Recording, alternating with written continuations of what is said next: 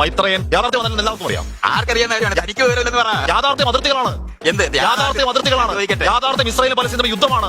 യാഥാർത്ഥ്യം India Pakistan face of ആണ്. താൻ അല്പമെങ്കിലും സ്വല്പമെങ്കിലും ബുദ്ധിയുള്ളവരത്തിനാണെന്നുണ്ടെങ്കിൽ ആ. തിരുവിതാംകൂറും കൊച്ചി തമ്മിൽ യുദ്ധം ചെയ്തിട്ടുണ്ട്. ഉണ്ട്.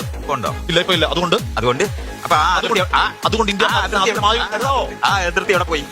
മൈസൂർ ടിപ്പു സുൽത്താനും കേരളം തമ്മിൽ യുദ്ധം ചെയ്തിട്ടുണ്ട്. ഉണ്ട്. ഇപ്പൊ യുദ്ധം ഉണ്ടോ? ഇപ്പൊ ഇല്ല. ഇപ്പൊ ഇതുമില്ല. മുല്ലപ്പെരിയാർ എന്ന് പറയുന്ന ഇഷ്യൂ വരുന്ന സമയത്ത് തമിഴിനും മലയാളിയായിട്ട് സംസാരിക്കുമല്ലോ. യുദ്ധമുണ്ടോ?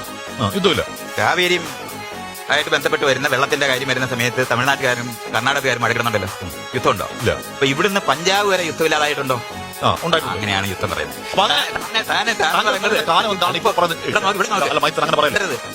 എന്നോട് ഞാൻ ചോദിച്ചു, ഞാൻ പറഞ്ഞു കഴിഞ്ഞാൽ ഇവിടെ നിന്ന് പഞ്ചാബ് വരെ യാത്ര ചെയ്യുന്ന സമയത്ത് 1000 യുദ്ധം ചെയ്യേണ്ടിയിരുന്ന ഒരു ലോകമായിരുന്നത്.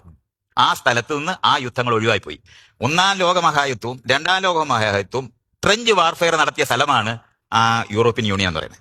ആ ഞാൻ ഫ്രഞ്ചുകാരും ജർമ്മൻകാരും ഇന്ന് അവിടെ ചെങ്കൻ വിസയിൽ 28 രാജ്യത്തിനകത്ത് നടന്നു പോവാം. ഈ ലോകം മാറിക്കൊണ്ടിരിക്കുന്ന കാണാതെ അതിർത്തി ഭയങ്കര സംഭവമാണെന്നൊക്കെ എനിക്ക് പറഞ്ഞ് മനസ്സിലാക്കാനും തനിക്ക് അസാമാന്യമായ വിവരക്കേടുണ്ടെങ്കിൽ പറ്റൂ.